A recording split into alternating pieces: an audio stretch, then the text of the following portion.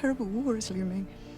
And even victory may be so bloody as to be counted a loss. Hey, welcome back, ScreenCrush. I'm Ryan Airy, and I'm going to explain all of the key elements and places in the upcoming Targaryen Civil War. Now, after we posted our Easter egg video, I noticed that a lot of people are still confused about where exactly certain places are and who is on whose side in this war. And more importantly, we're going to talk about how many dragons are on each side. So we're going to break down the meaning of that opening battle, the politics involved, and all the key players. And to help me do this a little later, I'm going to talk to two Game of Thrones scholars, Brianna McClarty and Darren Robinson. And we're also going to give our thoughts on that shocking ending to episode 3. And before we get rolling, guys, I just want to reiterate how great it is to see Game of Thrones back and this good after there were some pretty disappointing moments in the last couple seasons of the original show. I feel like when dragons die in this show, that the deaths are very much earned and not like that time Dany forgot about the Iron Fleet. In fact, to commemorate that moment, we have this brand new parody shirt that shows a dragon rider faced with the decision: scout ahead for ships or forget about the Iron Fleet. We designed this and other parody merch at our merch store, like the twins pointing meme and the Team Black and Team Green baseball tees. You can find links for all of those below, and thank you for supporting our channel. So to understand this war, first let's look at where everyone actually is. First of all, you have to remember that Westeros is huge. It's thousands of miles long with numerous coastlines. Just for some perspective, it took Sir Gawain 3 months to travel from Old Town to King's Landing, but much of the continent is very hard to reach. Like the north encompasses half the kingdom, but it won't really feature much in this war. Most of the fighting will happen here in the Riverlands and here in the Reach, and I'll explain why. So you know how in the American Civil War, the capitals of the USA and the CSA were actually just 80 miles apart in Washington, D.C. and Richmond, Virginia? Yeah, I knew that. Well, in this Targaryen Civil War, something similar is happening. Rhaenyra and the Blacks are on Dragonstone here, and the Greens control King's Landing on the main part of the island here. This is because the Targaryens first left Valyria and settled on this island, Dragonstone. And then when Aegon decided to conquer the Seven Kingdoms, he first landed here, which is why it's called King's Landing. And then it became the new seat of power on Westeros. Another Valyrian family, the Valerians, made their home on the island of Driftmark, here very close to King's Landing and Dragonstone. So now there are a few areas of the map that are going to be key in this conflict. The Valerians are blockading King's Landing from the sea, so in order to feed the city, they need to bring in supplies from the rest of Westeros. The Greens do not have a large navy. The strongest naval force in the realm belongs to the Valerians. Most of the food in Westeros is grown here in the Reach, which is controlled by the Tyrells, and the Tyrell seat of power is Highgarden, which is very close to Old Town, the stronghold of the Hightowers. And north of the Reach is Casterly Rock, the seat of House Lannister and home to an enormous gold mine. Now, all of this territory is Team Green, while in the east, the Stormlands, the home of the Baratheons, are also Team Green. But north of King's Landing, we have the Vale, which is pledged to Rhaenyra, and the far north is controlled by the Starks, who honor Rhaenyra's claim to the throne. If men do not remember the oath sworn to King Viserys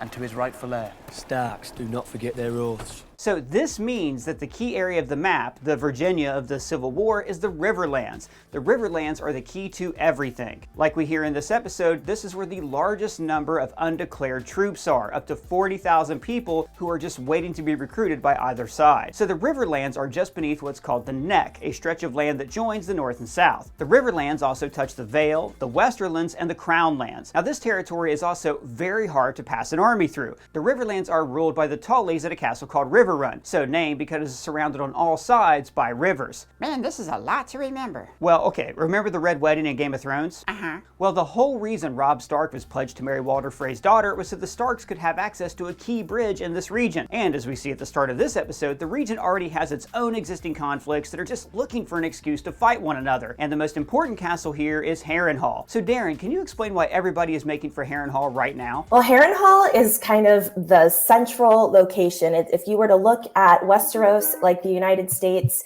Harrenhal is Kansas. It's right in the middle. It's right in the Riverlands, and it's also the largest castle. It's even bigger than River Run, which is the Tully's castle that we saw from Game of Thrones, where Catelyn's family is from. They're technically the Lords Paramount of the Riverlands, but Harrenhal has the bigger castle. So everyone wants to go there because strategically, it's right in the center. It'll be a great place to attack from all sides. It's also, impregnable. We keep hearing mention of like the reason the stone burned was because Aegon brought his, like Harren the Black had this huge ego, built this giant castle, thought it couldn't be taken. Then of course found out he was wrong. And I don't think we need to get into like the legend that the castle is cursed, but they did say that Harren mixed the workers' blood in with the stone. And we have seen, like in Game of Thrones, all the characters who became Lord of Harrenhal were either killed or sent to the Wall. And then we saw what happened to the Strongs last season. So right now, Larys is Lord of Harrenhal, and it's probably not going to work out too great for him. So, Brianna, speaking of great houses, so Harrenhal is important because strategically, it's right in the middle of this conflicted area, like I talked about earlier. And it's interesting you mentioned Kansas, because this whole thing, if the American Civil War is a parallel, it's like bloody Kansas, when they had various internal conflicts, local conflicts that were lead ups to the Civil War. And that's what we saw at the start of this episode with the beginning and aftermath of the battle at the Burning Mill. But Brianna, I want to talk about all these other great houses, because the interesting thing about Westeros is the 7 kingdoms are united, but they're really not. It's not like the concept of nationhood does not exist. It's not like that there is a Westeros military and a Westeros navy. You have various houses with wealth that they just promise that they'll do things with. So let's go through all the big power players here who are at play. Obviously, we know the High Towers are Alicent. You've written a great video for the channel explaining their High Towers and their motivations, so we know where they are. What about the Lannisters? Where are they at, and why have they chosen the side that they have chosen? So the Lannisters are siding with the Greens. If you remember in season 1, both Jason and his twin brother, who's currently on the Green Council, they both try to get Rhaenyra's hand, and she's just like, no, and she really embarrasses them, and Viserys also embarrasses them. So they're siding with the Greens, and they're super wealthy. They have like the most wealth because Casterly Rock is like built on gold, essentially. We see that in Game of Thrones. So right now they're putting all their wealth towards the Greens, which is obviously going to be a really big deal for that army in terms of just funding their entire war. Yeah, and one thing that's interesting here is, the reason a lot of these houses have lined up behind Aegon is because they're not comfortable with a woman ruler. Darren, what do we see from the Lannisters in Game of Thrones that showed that they had this, what's interesting is this is hundreds and hundreds of years before a different thing. But if you go back through Westeros history, the traits of all these houses don't change. Like the Tyrells are always kind of like ineffectual men who are ruled by their wives. The Starks are always noble. What is it about the Lannisters that we saw in Game of Thrones that would indicate that even in that time period, they wouldn't have backed a woman for queen? Even when Cersei takes the throne, we see that they're like, ugh, like they're starting to be a little bit weird, even though she is a Lannister. But especially from the beginning, Daenerys Targaryen wanting to come and claim the throne. They're like, no, it has to be Joffrey and then Tommen. So we see that they have these kind of sexist tendencies within the Lannisters. Sexist, but also within this medieval mindset is the way the world was, unfortunately. I also think the Lannisters are very into money. And so they're kind of going to go with whoever is currently in power. They're very smart that way. Even going back to the beginning of their history with, I believe it was the Field of Fire, Lan the Clever being like, ooh, I'm going to side with this Aegon guy while everyone else burns. Yeah, and also we saw in original Game of Thrones, Tywin was just very conservative about things, especially homosexuality. He, had some pretty choice words for Loras Tyrell. And when Elena was trying to say, "What, you never fooled around with another boy?" He's like, "No." That was so funny. That's one of my favorite scenes in the entire show. It is so funny. And it came up on TikTok for me the other day, and I was like, God, I love this algorithm so much. Like, it really, really gets me. Okay, so less traditional, but just as proud are the Baratheons. We've seen the Baratheons in this show. Obviously, like when we think Baratheon, we always think Robert Baratheon because, Joffrey wasn't really a Baratheon. The Baratheons are traditionally pig-headed. They're not the brightest guys, but they're very brave. Darren, where are the Baratheons at right now in the show? Right now in the show, the Baratheons are siding with the Greens because if we remember from season 1 of the show, when Aemond beat Lucerys over to Storm's End to meet up with Boros Baratheon, Boros was like, if you marry one of my daughters, then we'll side with the Greens. And so he's pretty solidly over there with the Greens at the moment, even though Rhaenys is a Baratheon. Rhaenys' mother was Jocelyn Baratheon. And so technically the Blacks are more kin with the Baratheons than the Greens are. And yet because of this marriage pact, Boros went with the Greens. So is this where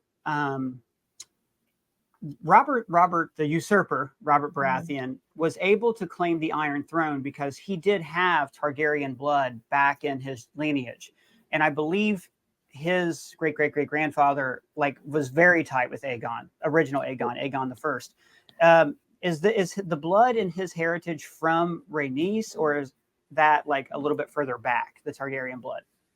I mean, it's from kind of the beginning, because Orys Baratheon was claimed to be a Targaryen bastard. And so when they took over Storm's End and became the lords of the Stormlands, like that's all the way dating back to Aegon's conquest. But also there were plenty of Targaryen and Baratheon intermarriages that happened in the intervening years where he could claim that he had that Targaryen blood. Gotcha. Okay. Not relevant to this topic, but I'm interested because that period of Robert's Rebellion, I don't think we'll ever see it on screen, but it's like you always hear your parents talking about when they were growing up in the 70s or 80s, or in your guys' cases, maybe the 90s. I don't know. So you're always curious about that time. The Baratheons, we saw it in the finale of season 1, like Darren said, they chose really over sexism, and because they're Boris is a little more bullheaded. But what is their strategic importance here? Like, why on the map were they the first castle that both Rhaenyra and Otto sent people to? Well, for one, Storm's End is just really like close to the Red Keep and to Dragonstone. Additionally, it is incredibly difficult to attack, especially from sea. Basically, like no one can actually like steer a ship into Storm's End because it is so stormy, it's so rocky. I think one guy ever has actually done it. We see it in Game of Thrones, but it's really difficult to actually like try to raid them essentially. So that's a big deal, and just their actual like proximity to the Red Keep makes them a really strong hold because it's harder to take it. And not to mention they have, they're good fighters too. And that's one thing. Oh yeah, they're great fighters. Forces, right. And we're mentioning these people like in vague terms, but they also have a lot of, sublords. I don't know. It's not called a sublord. What's the word for it? Bannermen.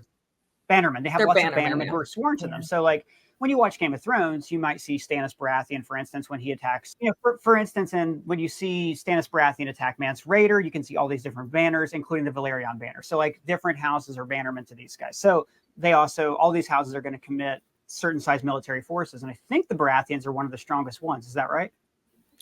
I believe so. And I think also just, again, because of their fighters, like they're known for having like battle axes, which is crazy and terrifying. So they're like, it's not just the sheer amount of men, because there are, I believe, bigger regions, but their men are super fierce and they're just kind of like tanks. Like if anyone's played Baldur's Gate, if you're making your team, they're going to be your tank. They will just take people down.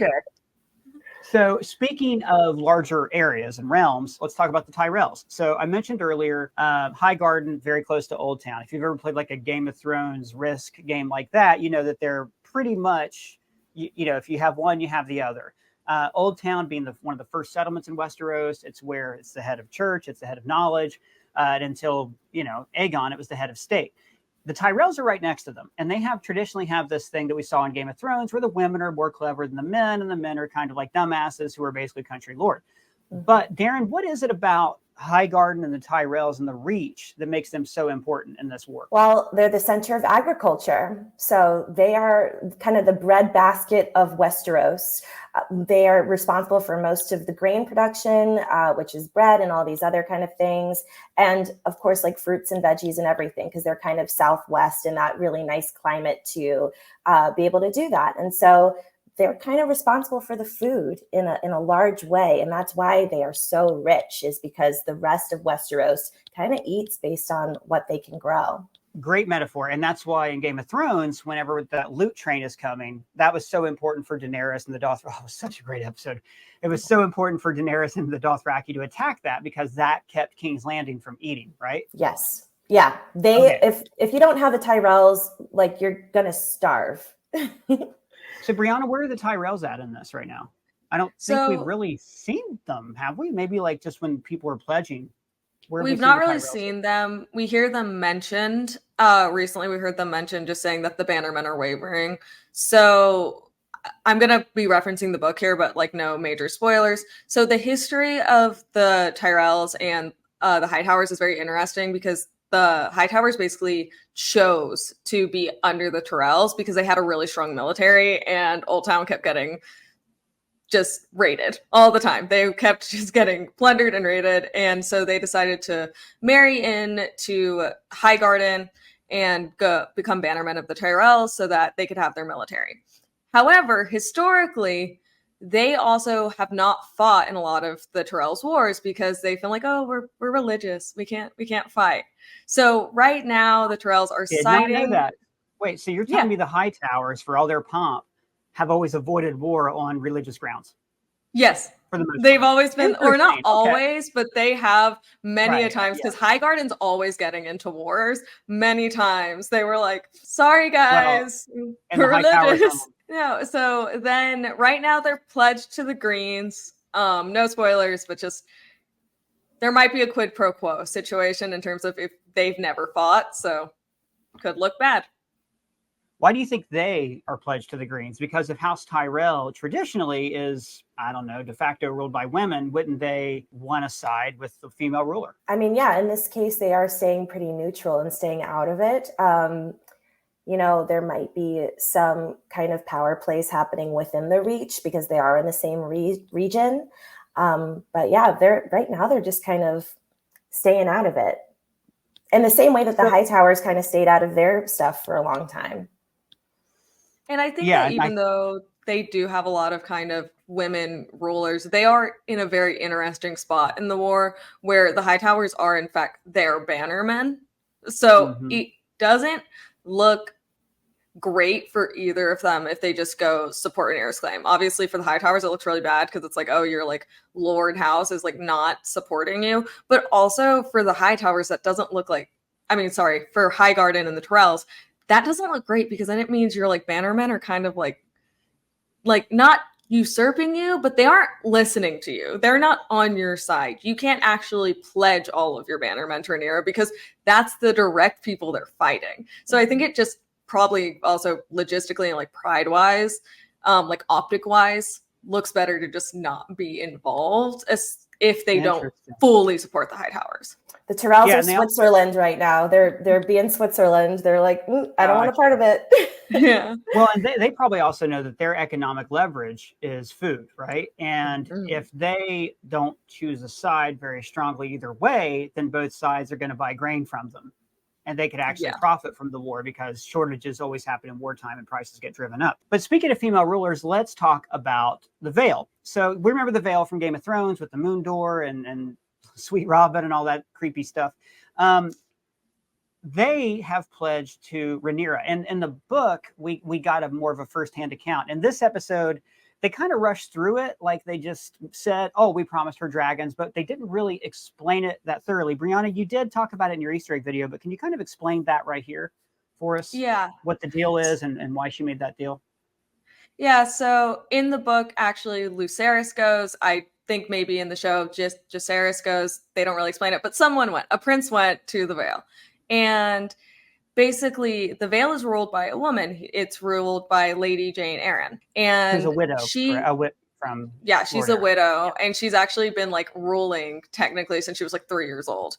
And many of her own family members have tried to replace her and have said like, oh, women are too weak. And she's put them all into the like sky cells, which I think is so amazing. Awesome. Like, go her. But she the sky cells are the dungeons that like Tyrion was in where you could escape, but you would die unless you could fly. Yeah, and they all are sloped. So if you sleep, you just kind of like slowly roll towards the cliff end. Oh, no, my nightmare.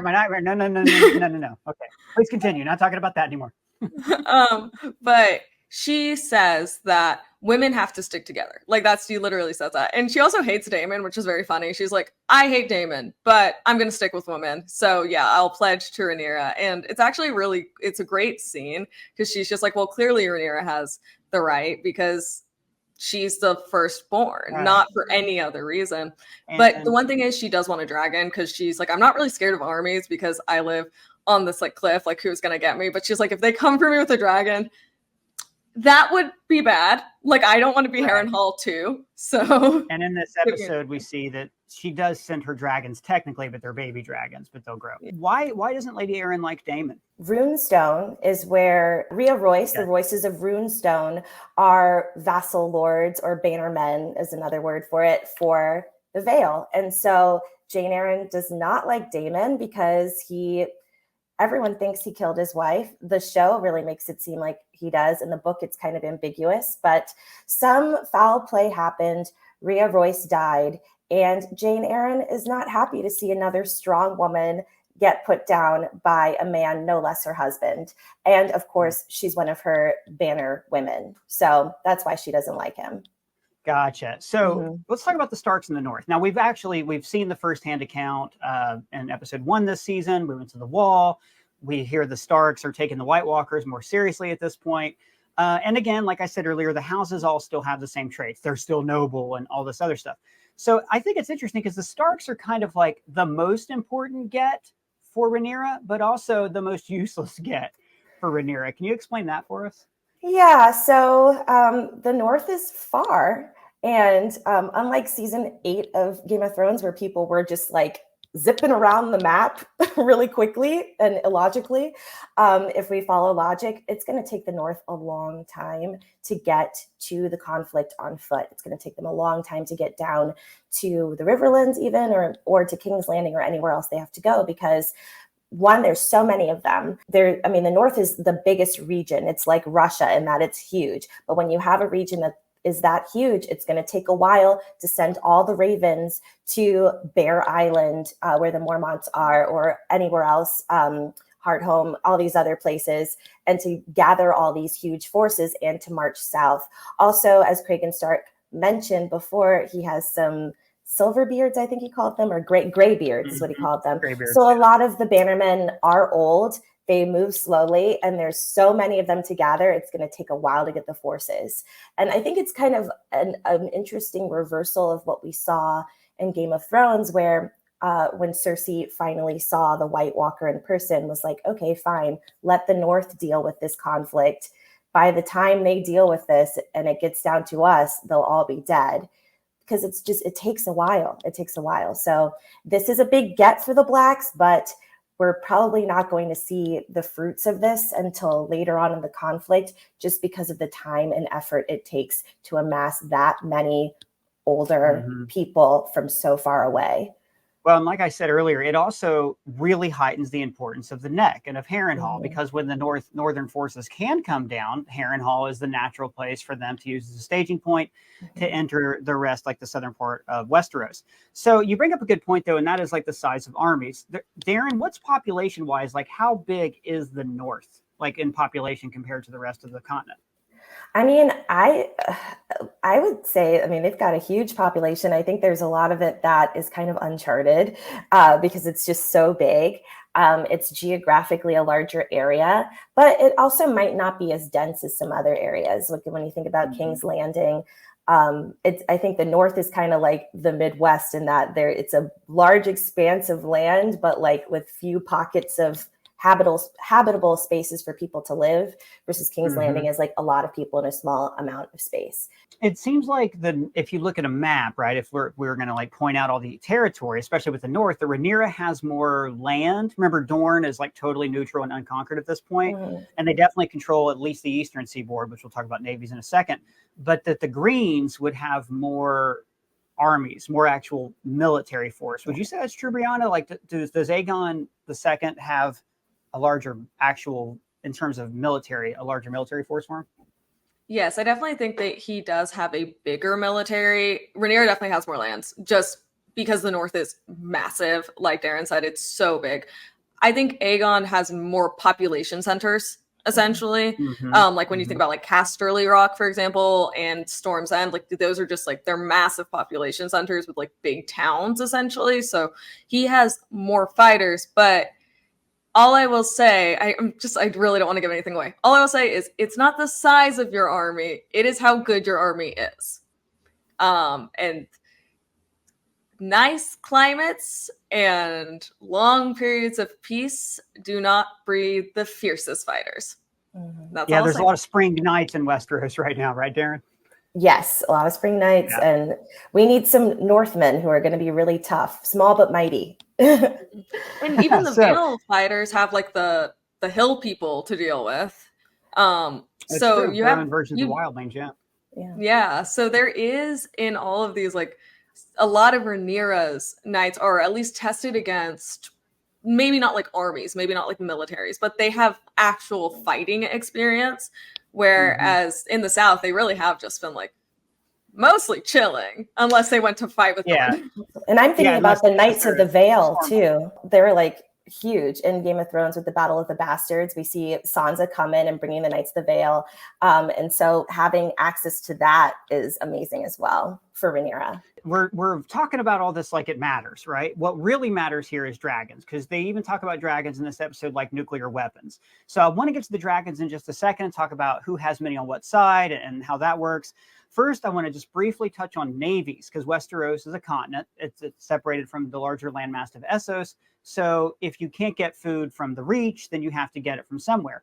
The Valerians at this point are the largest navy, like uncontested, that Westeros has. And they control the east, and they control the Gullet, where King's Landing and Driftmark and essentially Storm's End is. That is all under blockade. They can get no help from Essos. The free cities at this point that caused the Triarchy, that caused so much trouble for them in season 1, are effectively defeated and collapsed, correct?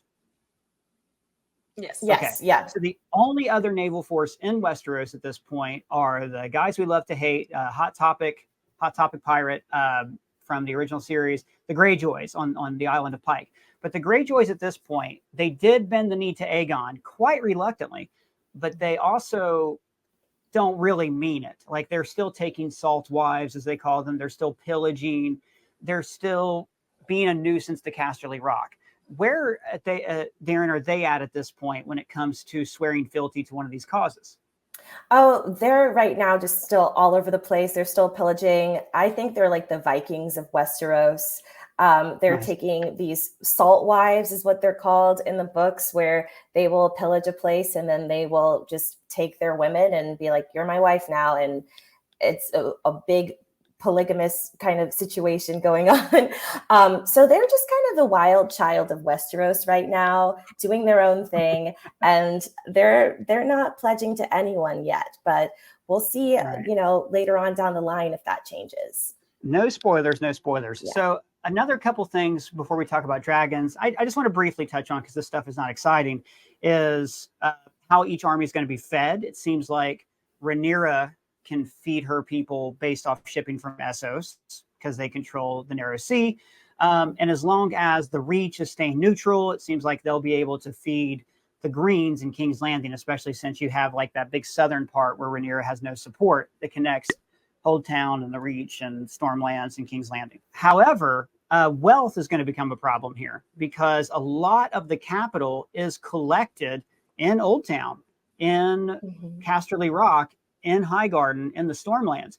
Where are they going to pay for all these armies, guys? I think Rhaenyra is going to have some money issues coming down the pipe, just based on looking at the accounting of it now. I mean, the Lannisters have gold and they are solidly with the Greens. The Hightowers are part of the Reach, so they have the agriculture there and they get a lot of money from that.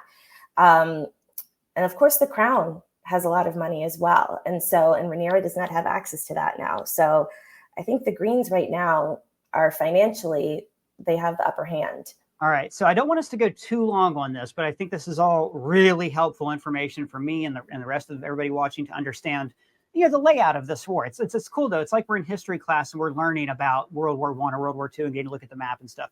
So the main thing, this war is not going to be fought with people. It's going to be fought with dragons. We hear that over and over and over. Dragons being the nuclear weapons here. Each side, I want to know how many dragons the Greens have, how many the Blacks have, and how many dragon riders, how powerful are these dragons? So the way I'd like to do this, could one of you tell me about the Greens and the other one tell me about the Blacks? Does that make sense? Yeah, I can That do the work? Blacks. Okay, so go ahead. Brianna, tell us who the Blacks have on their side dragon-wise and dragon rider-wise. Okay, so the Blacks have a lot more dragons because they have Dragonstone. So there's unclaimed dragons on Dragonstone. So the claimed dragons we have right now are Meleys, who is Rhaenys's dragon, Craxes, who's Daemon's dragon, Syrax, who is Rhaenyra's dragon, Tyrax, who is Joffrey's dragon and not really big enough to ride right now, Vermax. How in the hell do you remember all that off the top of your head? when you get into these like Valyrian dragon names, I can never keep them straight. I have to keep a key whenever I work on these videos. That is amazing. Sorry, I just want to shout out how impressed I am by the knowledge both of you have on this. So I didn't mean to cut you off. Please continue. No, when I was reading the book, I literally wrote the dragon names on the family tree, and I Awesome. it just melted into my brain. But That is so cool. You have Vermax, who is Jacaerys' dragon, Arax, who is dead but was Lucerys' dragon, and Moondancer, who's Baelish dragon. Then unclaimed on Dragonstone, we have Seasmoke, who was Laenor's dragon before he died. Cannibal, who eats other dragons. That's just a thing we have to deal with in this world. Sheep stealer, who steals sheep to eat, which is like kind of cute. I'm sorry. Yeah. And Vermithor, who we see for a second at the end of season 1 when Daemon goes up and there's that big like, wow, that's Vermithor. Is Vermithor the biggest dragon, or is that Vhagar at this point? Or is I Cannibal believe the biggest dragon? I was gonna say I think Cannibal's the biggest. I think Vermithor is smaller than Vhagar, but he might. That's the thing too, because you have some dragons that could be bigger, like could grow bigger, because I think, like, according to the lore as I understand it, they just kind of keep growing as long as they're alive. Like they just never. They're Like just fish. Like yeah. fish in an empty tank. Got it. All right, Darren, how about you? What do you have for us on the greens? Who do they have? I just wanted to add a couple more to the blacks as well. Brianna did such a good job, but I was also thinking about we have Silverwing as well. Yes. So Vermithor was the dragon of Jaehaerys, the old king, but Silverwing was the dragon of his wife, good Queen Alysanne. So they haven't shown Silverwing on the show, but Silverwing is around. And then there's also Grey Ghost, which is another unclaimed dragon as well. Right. Yeah. Is Silverwing on Dragonstone at this point, or is she in the dragon pit? I think she might be. They on can change it for the Dragonstone. show too. I think she's supposed to be on Dragonstone just based on the knowledge of who her future, like no spoilers, who her future writer will be. I think she's on Dragonstone. No more then. Okay. Darren, run us through the dragons of the greens. So the greens have Sunfire. That's Aegon II's dragon. He's the big golden one. Dreamfire. Which is why his emblem is gold. Sorry. The golden. Yes, that's why he has the golden dragon, because that's Sunfire. Dreamfire, who's Helena's dragon, remains to be seen if Dreamfire is going to get any play, just because Helena is so shocked from the blood and cheese incident and so depressed. Like, I don't know if she's going to be even an effective dragon rider in this. We have Vhagar, of course, the biggest dragon in the world. That is Aemon's dragon. And then we have Tessarion, the blue queen, this beautiful cobalt blue color as described in the books, who is Daeron the Daring's dragon, who we haven't seen, but that is Alicent's fourth child, who is going to come into play in a big way later on, but who we have not seen on the show. We've only heard him mentioned. So those are the four that the Greens have in play. There's also, unfortunately, there's Shrykos, which was little Jaehaerys's dragon, and they were bonded, but the dragon is too small. And now, unfortunately, since Blood and Cheese is riderless, and there's also Morgul, who is Jaehaerys' dragon, who is also too small. Which I think is a big issue in this whole conflict, is that there are way more dragons. Even on the black side, there's more dragons. Rhaena has Mourning as a dragon. There's also Stormcloud, who is Aegon III. So Rhaenyra's son, Aegon, has a dragon. But the problem is we have a lot of dragons who are too tiny and not big enough to fight. And some of them haven't even hatched yet as well. Even like when they hatch, because like we see in this episode that like Tyrax is being carried away with Joffrey, and he's in a box, like it's a big box, but it's like a box. Yeah. And that's a 6-year-old dragon, because Joffrey is 6. And we see it also really well in Game of Thrones. So Daenerys' dragons grew up really fast, right? Yeah. They had blood magic to help them along. So and there was 3 of them, and they ate a lot. Okay, so what I'm getting, they did. So what I'm getting here is the blacks have way more dragons, but the greens have Vhagar, which is like having the H-bomb compared to a bunch of A-bombs. So guys, that was an enormous help. Thank you both for helping all of us to understand that. Darren, where can the people find you? You can find me on Instagram at Darren_to dream.